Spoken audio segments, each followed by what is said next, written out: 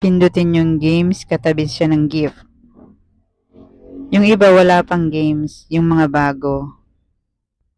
Ayan. Jungle Hunt. Paglalaro ng Jungle Hunt, may 60 yellow coins siya kapag ka nanalo ka. Marireceive na reward 60 yellow coins. Ayan, check nyo yung bet nyo. Halimbawa, 15 yellow coins. Pwede mong dagdagan. Pwede mo gawing 150. Tapos, spin. Spin mo na siya. Talo ka pa din kasi 100 lang yan. Hindi mo pa makiklaim yung 60 na reward. Kailangan doon mas mataas.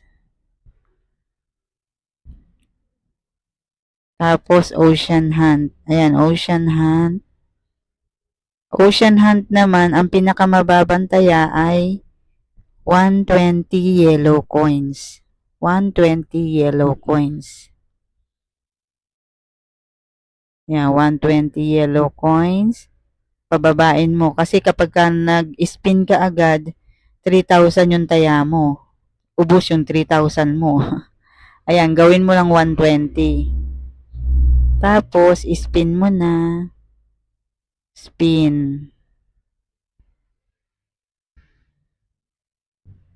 100, talo ka pa din kasi 120 ang taya mo.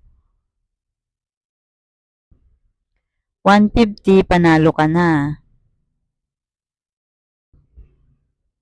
Ayan, 500, mas panalo ka. Pwede ka na mag-exit, makukuha mo na yung 16 na yellow coins reward. Tapos ayun nga, nanalo ka pa ng 500. Yan yung mga laro. Pwede mo nang i-claim yung reward na 60 yellow coins kasi nanalo ka sa Ocean Hunt tsaka sa Ocean Hunt at saka sa Jungle Hunt. Ayan, avatar yan na yung pwede nating isuot sa sa profile natin. Yung bilog-bilog. Ayan yung mga activity na para sa pwede nating gawin yung mga activity na yan. Yan. Gusto mo magpasa ka ng video, pag pumasa yung video, magkakaroon ka ng reward na pink.